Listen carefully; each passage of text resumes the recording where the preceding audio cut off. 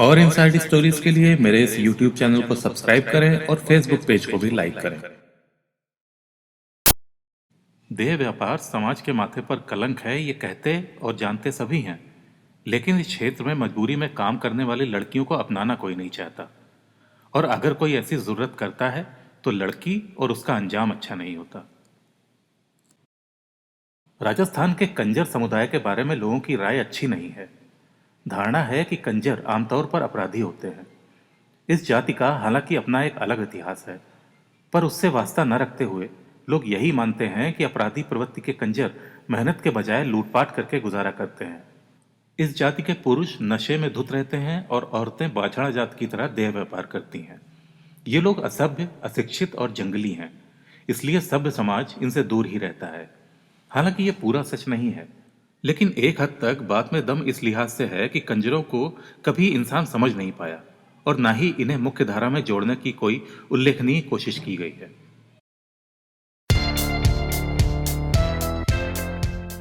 राजस्थान के जिला बूंदी के एक गांव शंकरपुरा में जन्मी कंजर युवती पिंकी की दास्तान दुखद और फिल्मी सी है। पिंकी जब 15 साल की हुई तो माँ बाप का साया सिर से उठ गया, लेकिन वो लवारिस कहलाने से इसलिए बच गई क्योंकि उसके पिता ने 2 शादियां की थीं। जब सगे माँ बाप की मौत हो गई तो सौतेली माँ ने उसे सहारा दिया। सौतेली माँ के पास स्थायी आमदनी का कोई जरिया नहीं था, इसलिए वो पिंकी को साथ लेकर शंकरपुरा में रहने वाले अपने भाई राजा उर्फ ठेला के घर आ गई। सौतेले मामा राजा की घर की माली हालत भी ठीक नहीं थी। जैसे तैसे खींचतान कर तीनों का गुजारा होता था। 15 साल की पिंकी खूबसूरत थी। कंजरों में उसकी जितनी खूबसूरत लड़कियां कम ही होती हैं। पिंकी कहने भर की पढ़ी लिखी भी थी। कुछ दिनों की तंगहाली के बाद पिंकी ने महसूस किया कि अब घर में पैसा आने लगा है। इसका मतलब ये नहीं था कि पैसा बरसने लगा है, बल्कि ये था कि अभाव कम हो चले हैं और जरूरतें पूरी होने लगी हैं। अब किसी चीज के लिए तरसना नहीं पड़ता था। पैसा कहाँ से और कैसे आ रहा है ये पता करने के लिए पिंकी को कहीं दूर नहीं जाना पड़ा। गांव और आसपास के कुछ रसूखदार पैसे वालों का उसके घर में आना जाना शुरू हो गया था। उन लोगों के आते ही सौतेली माँ उनके साथ एक कमरे में बंद हो जाती थी और 4-6 घंटे बाद जब उनके जाने पर बाहर निकलती थी तो उसका जिस्म भले ही निढाल होता था, मगर चेहरे पर रौनक होती थी। ये रौनक उन पैसों की देन थी जो उसका शरीर बेचकर मिलते थे। पिंकी अब पहले सी नासमझ और मासूम नहीं रह गई थी। वो इन सब बातों का मतलब समझने लगी थी। अब कभी कभी बड़ी बड़ी कारें सौतेली माँ को लेने आती थी। 3-4 दिन बाहर रहकर वो वापस लौटती थी तो उसके पास नोटों की गड्डियां होती थी। धीरे धीरे उसे इस माहौल से घुटन होने लगी थी। अब वो कोठे नुमा इस घर से आजाद होने का सोचने लगी थी, मगर यह आसान काम नहीं था। शंकरपुरा के बाहर की दुनिया इससे जुदा नहीं होगी, यह भी पिंकी को समझ में आने लगा था। कहीं भाग जाना या चले जाना उसके बस की बात ही नहीं थी। आने जाने वाले ग्राहकों की नजरें पिंकी पर पड़ने लगी थी। इससे वो और घबरा जाती थी कि कहीं ऐसा ना हो कि उसे भी देह धंधे के दलदल में धकेल दिया जाए। हालांकि अभी तक माँ या मामा की तरफ से कोई बात नहीं की गई थी, पर उसका डर अपनी जगह स्वाभाविक था, क्योंकि अक्सर मामा खुद माँ के लिए ग्राहक ढूंढ कर लाता था। कोई 3 साल पहले एक दिन राजा ने बताया कि अब उसे ग्वालियर के रेशमपुर, जो बदरापुर के नाम से जाना जाता है, में रहने वाले मौसा के यहाँ जाना है, जो उसे वहां कोई अच्छा काम दिला देंगे। मुद्दत से आज़ादी के लिए छटपटा रही पिंकी ने जब यह खबर सुनी तो खुशी से झूम उठी कि चलो अब जिंदगी रास्ते पर आ जाएगी। वो ग्वालियर में मेहनत करके कमाएगी, इसलिए वो झट से राजी हो गई। जल्द ही मामा ने उसे मौसा के पास ग्वालियर पहुंचा दिया। ग्वालियर में 4 दिन भी चैन से नहीं गुजरे थे कि मौसा, जिसका नाम था पान सिंह उर्फ पप्पू, ने अपना असली रंग दिखाना शुरू कर दिया था। अपनी बेटी समान पिंकी से यह कहते उन्हें कतई शर्म नहीं आई कि अब उसे यहां रहकर धंधा करना होगा। अब पिंकी को समझ आ गया कि क्यों कुछ दिनों से मामा उससे नरमी से पेश आ रहा था, लेकिन जब धंधा ही करवाना था तो उसे यहां लाकर क्यों छोड़ा गया। ये काम तो वो गांव से भी करवा सकता था। यह बात पिंकी को समझ में तुरंत नहीं आई। चूंकि वो इस पेशे में नहीं आना चाहती थी, इसलिए वो पान सिंह के आगे हाथ जोड़कर गिड़गिड़ाई कि उससे यह पाप ना करवाए। उसके गिड़गिड़ाने का पान सिंह पर कोई असर नहीं हुआ। उल्टे उसने पिंकी को बताया कि उसका मामा उसे 9 लाख रुपए में बेच कर गया है। यह सुनकर पिंकी के होश फाख्ता हो गए। अब उसकी समझ में आ गया था कि सौतेली माँ और मामा ने किश्तों में पैसा कमाने के बजाय एक मुश्त मोटी रकम कमा ली है। भागने या बचने का कोई रास्ता उसे दिखाई नहीं दिया, इसलिए वो पान सिंह के इशारों पर नाचने लगी। रोज ग्राहक आते थे, जिनसे पान सिंह अच्छे पैसे वसूल कर उसे उनके साथ कमरे में बंद कर देता था। ग्राहक उसे तबीयत से नोचते खसोटते थे और पूरी कीमत वसूल कर चलते बनते थे। धीरे धीरे पिंकी को पता चला कि उस इलाके के ज्यादातर मकानों में यही काम होता है। पान सिंह के लिए वो एक टकसाल या नोट छापने की मशीन थी, जो रोज हजारों रुपए उगलती थी। एवज में उसको अच्छा खाना पानी, कपड़े और कॉस्मेटिक का सामान मिलता था। वो एक ऐसी कठपुतली बन चुकी थी जिसकी डोर रिश्ते के इस मौसा पान सिंह की अंगुलियों पर बंधी थी। ग्वालियर में रहते पिंकी ने हजारों ग्राहकों को निपटाया। उसके भीतर की भोली भाली अल्लड़ लड़की वक्त से पहले ही एक तजुर्बेकार औरत में तब्दील हो गई थी। वो खुद इस बदलाव को महसूस कर रही थी, पर दिल की बात साझा करने के लिए कोई साथी नहीं था। एक ऐसे मर्द की चाहत उसे हमेशा रहती थी जो ग्राहक ना हो, शरीर से परे उसे एक औरत समझे। पर इस धंधे में आमतौर पर ऐसा नहीं होता है, इसलिए वो ऐसी बातें सोचने से भी घबराने लगी थी। लेकिन पिंकी का यह सोचना गलत ही साबित हुआ कि उसने 16-17 की उम्र में ही पूरी दुनिया देख ली है। एक दिन पान सिंह ने उसे नागपुर की दो मशहूर तवायफों बंटी और परवीन के हाथों 15 लाख रुपए में बेच दिया। ये सौदा कब और कैसे हो गया, पिंकी को इसकी हवा भी नहीं लगी। इस तरह पिंकी ऑरेंज सिटी के नाम से मशहूर नागपुर चली गई। ग्वालियर से नागपुर के रास्ते भर उसकी समझ में आ गया था कि एक तवायफ की जिंदगी में न कोई एहसास होता है न जज्बात। वो दलालों की जायदाद होती है और इससे आगे ज्यादा कुछ नहीं। नागपुर की गंगा जमुना गली देह व्यापार के लिए उसी तरह से जानी जाती है जैसे कि मुंबई का रेड लाइट इलाका कमाटीपुरा। परवीन वहां की जानी मानी तवायफ थी। उसकी जान पहचान देश भर के देह मंडियों और कारोबारियों और दलालों से थी। इस गली में दाखिला होते ही पिंकी को एहसास हो गया कि उमराव जान जैसी फिल्म में कुछ गलत नहीं दिखाया गया है। जो कुछ भी बदलाव आए हैं वो लोगों को दिखते ही नहीं, या लोग जानबूझकर उनसे वास्ता नहीं रखते। ये एक ही सिक्के के दो पहलू हैं। नागपुर आकर पिंकी को लगा कि इससे बेहतर तो ग्वालियर ही था, क्योंकि परवीन की सरपरस्ती में कई बार उसे लगातार 20-20 ग्राहकों को निपटाना पड़ता था। परवीन जल्द से जल्द पान सिंह को दिए गए 15 लाख रुपए उसकी चमड़ी से वसूल लेना चाहती थी। परवीन के यहाँ सुबह से ही ग्राहक आने लगते थे। यहाँ देश के हर इलाके से लोग आते थे, जिनमें से कुछ शौकिया या कुछ आदी थे। इन लोगों और दलालों की भाषा में पिंकी एक नया माल थी, इसलिए उसकी पूछ परख और कीमत ज्यादा थी। वो एक मशीन की तरह उठती थी और बुत की तरह जब वक्त मिलता तो सो जाती थी। पिंकी की समझ में अच्छी तरह से आ गया था कि उसकी हालत जहाज के उस पंछी के जैसी है जो बीच समुद्र में है। जहाज से उड़कर पंछी कितना भी दूर चला जाए, कोई ठौर ठिकाना न मिलने पर उसे झक मारकर जहाज पर वापस ही आना पड़ेगा। भागने का ख्याल भी इस बदनाम गलियों में किसी गुनाह से कम नहीं होता था, इसलिए पिंकी आजादी के सपने देखती ही नहीं थी। नागपुर आने के बाद पिंकी ने साफ महसूस किया कि उस पर कई मर्दानी नजरों का सख्त पहरा रहता है। वे नजरें सीसीटीवी कैमरों की तरह हैं, जो खुद मुश्किल से दिखते हैं पर उनकी नजर दूर तक होती है। वहां से भागने की कोशिश करने वाली लड़कियों का कितना बुरा हर्ष हुआ, इसके किस्से इतने डरावने तरीके से सुनाए जाते हैं कि कोई लड़की ऐसा सोच भी नहीं सकती। कुछ ही दिनों में पिंकी ने परवीन का इतना भरोसा जीत लिया था कि अब उसकी निगरानी पहले जैसी नहीं होती थी। उसे नियमित और भरोसेमंद ग्राहकों के साथ अकेला छोड़ दिया जाता था, लेकिन ग्राहक के साथ कहीं बाहर जाने की इजाजत अभी भी उसे नहीं थी। इसी प्रकार एक दिन विपिन पांडे नाम का ग्राहक उसके पास आया तो पिंकी को वही शख्स लगा जिसके सपने वो ग्वालियर आने से पहले देख रही थी। विपिन में कई बातें ऐसी थीं जो पिंकी को भा गई थीं। वो आम ग्राहकों की तरह उस पर टूट नहीं पड़ता था। उसने कोई जल्दबाजी भी नहीं दिखाई थी। पहली बार में ही दोनों के बीच लंबी बातचीत हुई थी, जिससे पिंकी को लगा कि विपिन का औरतों को देखने का नजरिया दूसरों से अलग है। विपिन जाने लगा तो पिंकी मायूस हो गई। वो अपने मजबूत दिल को संभाल नहीं पाई। उसने विपिन का हाथ पकड़कर कहा, फिर आना। पेशे से ड्राइवर विपिन छिंदवाड़ा के एक प्रतिष्ठित परिवार का बेटा था। छिंदवाड़ा से नागपुर का कोई 2 घंटे का रास्ता है, जिसे अब विपिन पिंकी के लिए नापने लगा था। वो अक्सर पिंकी के पास आने लगा तो पिंकी ने उसे अपनी जिंदगी की कहानी विस्तार से सुना दी, जो राजस्थान के बूंदी जिले के गांव शंकरपुरा से ग्वालियर होते हुए नागपुर के बदनाम इलाके गंगा जमुना गली के उस कोठे पर आकर खत्म होती है। प्यार अकेले पिंकी को ही नहीं हुआ था, बल्कि विपिन भी उससे प्यार करने लगा था। यह प्यार ठीक वैसा ही था जो सन 1991 में महेश भट्ट के देह व्यापार पर बनी फिल्म सड़क में दिखाया गया था। इस फिल्म में संजय दत्त टैक्सी ड्राइवर होता है और मजबूरी की मारी एक कॉल गर्ल पूजा भट्ट से प्यार कर बैठता है। इस फिल्म में महारानी वाली भूमिका सदाशिव अमरापुरकर ने निभाई थी, जो बहुत चर्चित भी रही थी। यहाँ तो कदम कदम पर महारानियां थीं, लेकिन प्यार भी कहाँ आसानी से हार मानता है। पिंकी और विपिन ने तय कर लिया था कि भागकर शादी कर लेंगे और कहीं भी बच जाएंगे। अच्छी बात यह थी कि विपिन हिम्मत वाला युवक था, जो दूसरों की तरह बदनाम गलियों और इलाकों के गुंडों और दलालों से डरता नहीं था। विपिन के प्यार में डूबी पिंकी भूल गई थी कि तवायफ को प्यार करने की इजाजत न बाजार देता है और न समाज। फिर किसी से शादी करके गृहस्थी बसाना तो कॉल गर्ल्स के लिए ख्वाब जैसी बात है। पिंकी जानती थी कि रसूख वाली परवीन के हाथ बहुत लंबे हैं।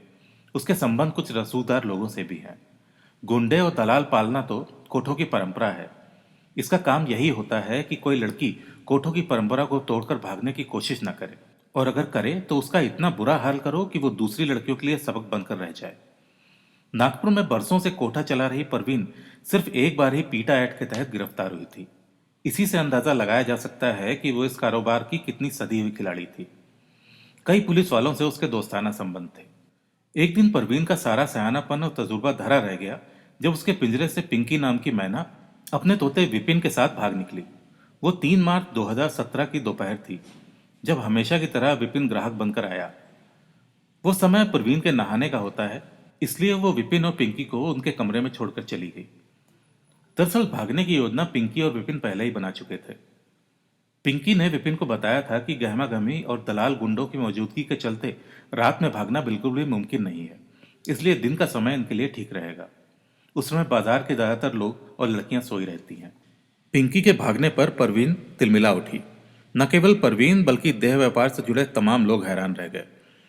चंद घंटों में ही पिंकी के भागने की खबर आग की तरह देह व्यापार के राष्ट्रीय बाजार में फैल गई। फिर तो परवीन के गुर्गों ने उसे शिकारी कुत्तों की तरह ढूंढना शुरू कर दिया। दो दिलों में प्यार का जज्बा एक बार पैदा हो जाए तो उसे रोका नहीं जा सकता। यही पिंकी और विपिन के साथ भी हुआ था। दोनों ज्यादा दूर नहीं भागे थे।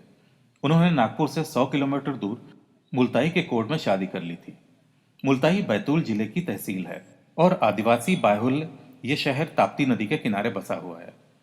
परवीन घायल शेरनी की तरह अपनी शिकस्त और लापरवाही पर तिलमिला रही थी। उसने ग्वालियर में बैठे पान सिंह की भी खिंचाई की और देश भर में नए पुराने अड्डों में खबर पहुंचा दी कि पिंकी कहीं भी दिखाई दे तो इसकी तुरंत सूचना नागपुर में दी जाए। परवीन की टीम ढूंढती भी रही और हाथ भी मिलती रही। आखिरकार दोनों को जमीन निकल गई या आसमान खा गया। मुल्ताई में शादी करने के बाद विपिन पिंकी को भोपाल ले आया। भोपाल के पौष इलाके में शिवाजी नगर में उसके मौसा प्रकाश शर्मा रहते थे, जो कि सीआईडी के एडीजी कैलाश मकवान के स्टाफ में दरोगा थे। विपिन जब पिंकी को लेकर उनके घर पहुंचा तो वो चौंके कि यह कैसी शादी है। इस पर विपिन ने उन्हें बताया कि उसने नागपुर की रहने वाली पिंकी से लव मैरिज की है। चूंकि माता पिता पिंकी को सहज स्वीकार नहीं करेंगे, इसलिए वो उन दोनों को पनाह दे दे। कुछ दिनों बाद हालात ठीक हो जाएंगे तो वो खुद छिंदवाड़ा जाकर माँ बाप को सच बता देगा। विपिन ने प्रकाश को यह नहीं बताया कि पिंकी कौन है। प्रकाश शर्मा की पत्नी को भांजे पर दया आ गई और कुछ सोच समझकर उन्होंने दोनों को अपने घर रहने की इजाजत दे दी। मौसा के इस फैसले से दोनों खुशी से झूम उठे। उनकी अभी तक की मेहनत बेकार नहीं गई थी। चूंकि इनका प्यार सच्चा है, इसलिए मौसा जी आसानी से मान गए। जब ठिकाना मिल गया तो विपिन ने खुद के लिए एक ट्रैवल एजेंसी में नौकरी ढूंढ ली। शिवाजी नगर में सरकारी क्वार्टरों और बंगलों की भरमार है, लिहाजा वहां का माहौल आमतौर पर शांत ही रहता है। पिंकी ये सब देखकर हैरान थी कि दुनिया इतनी अच्छी है जिसमें इतने अच्छे लोग भी रहते हैं। 2 हफ्ते में ही पिंकी ने अपने मौसेरे सास ससुर का दिल जीतने में कोई कसर नहीं छोड़ी। सिर पर पल्लू रखे वो आदर्श बहू की तरह रहती और कोशिश करती कि घर के सारे कामकाज खुद ही निपटा ले। ये वो जिंदगी थी जो पिंकी का सपना थी। घर गृहस्थी पिंकी ने पहली बार देखी थी। हालांकि पिंकी को परवीन का खौफ सताता रहता था, पर प्रकाश शर्मा के पुलिस में होने की वजह से वो खुद को थोड़ा सा महफूज समझती थी। इसके अलावा वहां मिल रहे लाड़ प्यार के चलते भी वो अपनी पुरानी जिंदगी को भूलने लगी थी। 23 मार्च 2017 की सुबह रोजाना की तरह प्रकाश शर्मा अपने ऑफिस चले गए। विपिन भी अपनी ड्यूटी पर जा चुका था। जिस ट्रैवल एजेंसी में उसे नौकरी मिली थी, उसने उसकी ड्यूटी प्रदेश के रसूखदार मंत्री रामपाल सिंह के बंगले पर लगा रखी थी। वो भी शिवाजी नगर में ही रहते थे। कॉलेज लौटने को तैयार बैठे गौरव का टिफिन किचन में तैयार हो रहा था कि पिंकी उस समय चौंकी जब उसे बाहर गाड़ियों के रुकने की आवाज सुनाई दी। वो कुछ सोच समझ पाती इससे पहले ही ड्राइंग रूम में मौसिया सास कविता और देवर गौरव के चीखने की आवाजें सुनाई दी। पिंकी को समझने में देर नहीं लगी कि परवीन के गुर्गे उसे सूंघते हुए यहां तक पहुंच गए हैं, लिहाजा वो दूसरे दरवाजे से भाग निकली। उस घर में जहां वो 20 दिनों से एक आदर्श बहू की तरह रह रही थी, ये क्या हो रहा है उसे कुछ घंटों बाद पता चला। वहां एक भयानक हादसा अंजाम ले चुका था। पिंकी का यह अंदाजा बिल्कुल गलत साबित हुआ कि देह व्यापार की दुनिया के दलाल और खतरनाक गुंडे उसे ढूंढ नहीं पाएंगे। अगर जैसे तैसे ढूंढ भी लिया तो मौसिया ससुर प्रकाश शर्मा के पुलिसकर्मी होने के चलते कुछ नहीं कर पाएंगे। एक दिन एक टवेरा और एक स्कॉर्पियो प्रकाश शर्मा के घर आकर रुकी, एकदम फिल्मी स्टाइल में धड़ाधड़ 14 लोग उसमें से निकले, जिनमें से 4 महिलाएं भी थीं। सभी सीधे उनके घर में दाखिल हो गए। वो लोग विपिन और पिंकी को ढूंढ रहे थे। एकाएक इतने लोगों को आए देख कविता और गौरव हकपका गए कि ये लोग कौन है और क्या चाहते हैं। पिंकी के बारे में उनसे पूछा गया, जिसका मतलब दोनों को समझ में ही नहीं आया। उन लोगों ने उनका पूरा घर छान मारा, मगर पिंकी नहीं मिली। वो गौरव और कविता को मारने लगे। दोनों चिल्लाए तो आस पड़ोस के लोग इकट्ठा हो गए। माजरा क्या है ये किसी को समझ में नहीं आ रहा था। आखिर इतनी सुबह सुबह शिवाजी नगर जैसे शांत इलाके में कुछ गुंडे बदमाश एक पुलिस वाले के घर में घुसकर गदर क्यों मचा रहे हैं। बदमाशों ने गौरव को पकड़कर गाड़ी में बैठाया और जाते जाते कविता को धमकी दे गए कि विपिन को भेजकर अपने बेटे को ले जाना। उनके जाते ही न केवल शिवाजी नगर बल्कि पूरे भोपाल में कोहराम मच गया कि दिन दहाड़े एक पुलिस वाले का बेटा अगवा कर लिया गया। मामला खुद के विभाग के एक मुलाजिम का था, इसलिए पुलिस तुरंत हरकत में आ गई। भोपाल के चारों तरफ नाकाबंदी कर दी गई। जल्दीबाजी में बदमाश गौरव के मोबाइल से बेखबर थे, इसलिए उसके जरिए पुलिस को उसकी लोकेशन मिल रही थी। घर पर हुए इस हादसे की खबर मिलते ही प्रकाश और विपिन अपनी ड्यूटी छोड़कर आ गए। इसके बाद विपिन के सच बताने पर सारी कहानी सामने आई कि उन बदमाशों का मकसद क्या था। मामला वाकई गंभीर था, जिसमें बदमाश गौरव को किसी भी तरह का नुकसान पहुंचा सकते थे। इसलिए पुलिस के सामने ये नई चुनौती पेश आ गई थी कि गौरव को सकुशल कैसे छुड़ाया जाए। गौरव के मोबाइल लोकेशन से पता चला कि बदमाशों की गाड़ियां नरसिंहगढ़ और कुरावर मंडी की ओर जा रही हैं। ये रास्ता राजगढ़ होते हुए राजस्थान की तरफ जाता है। पुलिस वालों ने फुर्ती दिखाते हुए कुछ ही घंटों में नरसिंहगढ़ और कुरावर के बीच मलावर थाने के बाद बदमाशों की गाड़ियों को घेर लिया, जो बदमाशों के लिए अप्रत्याशित था। खुद को घिरा देखकर बदमाशों ने गौरव को गाड़ी से धकेलकर भागने की कोशिश की, लेकिन कामयाब नहीं हो पाए। गौरव को पुलिस ने अपनी गाड़ी में बैठाया और कुछ दूर जाकर बदमाशों को समर्पण करने पर मजबूर कर दिया। गिरफ्तार हुए अपराधियों में पिंकी के मौसा पान सिंह के अलावा राम सिंह, हर्ष, राहुल, चैन सिंह, मंगल सिंह और हरीश ग्वालियर के थे, जबकि आशा, मौसमी, विचाराम राजस्थान के थे। नागपुर के जो लोग पकड़े गए थे उनके नाम मोहम्मद सादिक, जगन, कविता और प्रवीण थे। जाहिर है देह व्यापार से जुड़े 3 राज्यों के दलाल एकजुट होकर पिंकी और विपिन को पागल कुत्तों की तरह ढूंढ रहे थे। आखिरकार उन्होंने देश भर में फैले नेटवर्क के जरिए विपिन के बारे में सारी जानकारी जुटा ही ली थी। पकड़े गए लोगों को भोपाल लाकर पुलिस ने इनकी मेहमान नवाजी की तो पूरा सच सामने आ गया। गौरव पर उन्होंने अपना गुस्सा गाड़ी में बैठाते ही निकालना शुरू कर दिया था। उसे खूब मारा था। जब उसने विरोध करने की कोशिश की तो उसे जान से मारने की धमकी दी थी। जब सब कुछ साफ हो गया तो सुनने वाले हैरत में पड़ गए। यह एक अलग तरह की प्रेम कथा थी, जिसके चलते प्रकाश शर्मा के परिवार पर खतरे के बादल मंडराए थे। लेकिन अंत भला तो सब भला की तर्ज पर बात आई गई हो गई। आखिरकार बदमाशों को जेल में ठूस दिया गया। इसके बाद पुलिस टीमें नागपुर, ग्वालियर और राजस्थान गईं। विपिन के बयान और मंशा से सामने आया कि उसने एक मजबूर लड़की को गंदगी के दलदल से निकाला था और अपनाया था। वो उससे प्यार करता था और करता रहेगा। समाज के कुछ कहने सुनने की परवाह उसे नहीं है। विपिन ने माना कि वो लोग बहुत खतरनाक हैं और उसकी और पिंकी की जान भी ले सकते हैं, पर वो अब किसी से नहीं डरेगा। विपिन की मंशा पिंकी को समाज में सम्मान दिलाने की है। इसमें वो कितना कामयाब होगा ये कह पाना मुश्किल है, क्योंकि कोई भी समाज तवायफ को नहीं अपनाता। उसके प्रति नजरिया कैसा होता है ये हर कोई जानता है। फिर भी कई लोग विपिन की पहल का स्वागत कर रहे हैं और इसीलिए अब भी वो पिंकी का हाथ मजबूती से थामे हुए है।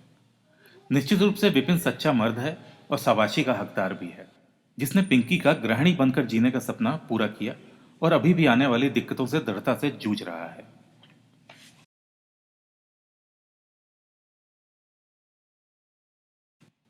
पिंकी अपनी कहानी सुनाते सुनाते कई बार रोने की हद तक जज्बाती हो गई थी। नागपुर के गंगा जमुना इलाके के बारे में उसने जो बताया वो दिल दहला देने वाला था। यहाँ की कोर्टों पर लड़कियों को मवेशियों की तरह रखा जाता है। उन्हें जमकर यातना दी जाती है। लड़कियों को मोबाइल फोन तक इस्तेमाल करने की इजाजत नहीं है। राजस्थान और उससे सटे मध्य प्रदेश के जिलों नीमच, मंदसौर और रतलाम के बाछड़ा जाति की लड़कियां गंगा जमुना में काफी संख्या में हैं। इन लड़कियों को उनके घरवाले ही दलालों के हाथों बेच जाते हैं। बेची जाने वाली ज्यादातर लड़कियां कम उम्र की होती हैं। अब तो इस जाति की कॉल गर्ल्स का मोहल्ला अलग ही बन चुका है। परवीन जैसी वेश्याओं की पहुंच और नेटवर्क काफी तगड़ा है। ऐसी औरतें पुलिस को नजराना देती हैं, जो अक्सर पुलिस वाले खुद कोठों पर आकर ले जाते हैं। भगोल पिंकी पूरे नागपुर को पता है कि वहां लड़कियों की खरीद फरोख्त हो रही है, लेकिन उन्हें छुड़ाने या बचाने के लिए कोई कुछ भी नहीं करता। बल्कि ऐसा जो करते हैं उनकी खबर भी पुलिस वाले कोठा मालिकानों तक पहुंचा देते हैं। इसके बाद आगे का काम उनके गुर्गे संभाल लेते हैं। वहां पिंकी जैसी सैकड़ों लड़कियां हैं। देह व्यापार बेहद तंग कमरों में होता है और लड़कियों के जिस्म के एवज में ग्राहकों से 1 से 3 हजार तक उनकी उम्र और चमड़ी के मुताबिक वसूले जाते हैं। इनके कमरे बहुत बड़े दायरे में एक कतार में सटे हुए हैं। उनमें जरूरत पड़ने पर लड़कियों के छिपने के लिए गड्ढे बने हुए हैं। छिपने की तकनीकी और ट्रेनिंग भी इन लड़कियों को दी जाती है, इसलिए आमतौर पर छापे में लड़कियां नहीं पकड़ी जाती। पिंकी के बयान के बाद जब पुलिस ने परवीन और बंटी के कोठों पर दबिश दी तो वहां पर ताले झूल रहे थे। जाहिर है वो सतर्क हो गए होंगे। गंगा जमुना इलाके की तुलना नरक से करते हुए पिंकी ने बताया कि वहां लड़कियां बेहद अभाव में रहती हैं और उन्हें देह व्यापार से मना करने पर बहुत मारा पीटा जाता है। उनके वीडियो बनाकर दूसरी लड़कियों को दिखाकर डराया जाता है। एक लड़की के तो भाई को बंधक बनाकर उससे देह व्यापार कराया जा रहा था। पिंकी को तब भी डर था कि परवीन के गुर्गे जमानत पर छूटते ही उसे जिंदा नहीं रहने देंगे। हालांकि विपिन उसके साथ है, पर पिंकी का डर बेवजह नहीं है। जिसे पता है कि यह धंधा कभी बंद होने वाला नहीं है और भागी हुई लड़की को कोठे वाले छोड़ते नहीं। उनका सोचना है कि अगर आज एक लड़की ने हिम्मत की है तो कल सभी करेंगे। उन्हें डराए रखना जरूरी है, इसलिए भागी लड़की का अंजाम बुरे से बुरा किया जाए। भोपाल में पकड़े गए आरोपियों ने अपना जुर्म तो स्वीकार कर लिया था, पर साथ ही अपनी जाति के देह व्यापार को परंपरा बताया है। कितने लोग इस व्यवसाय में लगे हुए हैं इसका ठीक ठाक अंदाजा किसी को नहीं है, पर राजस्थान और मध्य प्रदेश से रोजाना कई लड़कियां इन कोठों पर पहुंच जाती हैं, ये सभी को पता है।